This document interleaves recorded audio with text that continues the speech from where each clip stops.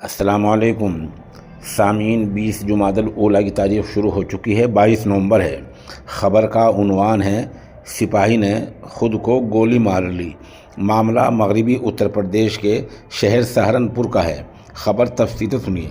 ज़िला सहारनपुर में एसएसपी की रहायशगाह पर तैनात एक सिपाही ने सरकारी बंदूक से अपने आप को गोली मार ली है।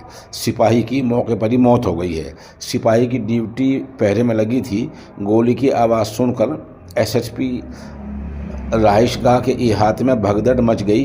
पुलिस ने लाश को कब्जे में लेकर जांच पड़ताल शुरू कर दी है। बताया जा रहा है कि सिपाही काफ़ी अरसे से तनाव में था। थाना जनकपुरी इलाके में देहरादून रोड पर एसएसपी रोहित सिंह सजवान की रहायशगाह है। अमित कुमार 37 साल की ड्यूटी एसएसपी रहायशगाह पर अकबी हिस्से में बतौर पहरेदार थी। देर रात अमित ने अपनी सरकारी बंदूक से गोली मार ली। गोली की आवाज़ सुनकर रहायशगाह में अफरा तफरी का माहौल पैदा हो गया।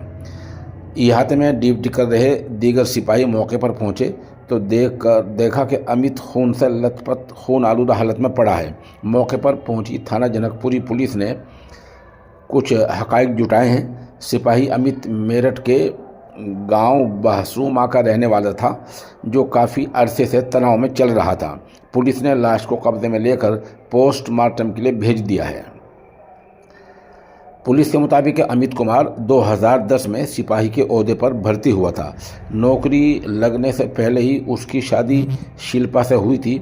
सिपाही के एक बेटा और एक बेटी है। एसपी शहर अभिमन्यु मंगलिक का कहना है कि सिपाही अमित कुमार एसएसपी रहायशगाह पर ड्यूटी कर रहा था। मामले की जांच की जा रही है। अब आप वहीं के पुलिस अफसर का बयान सुनें।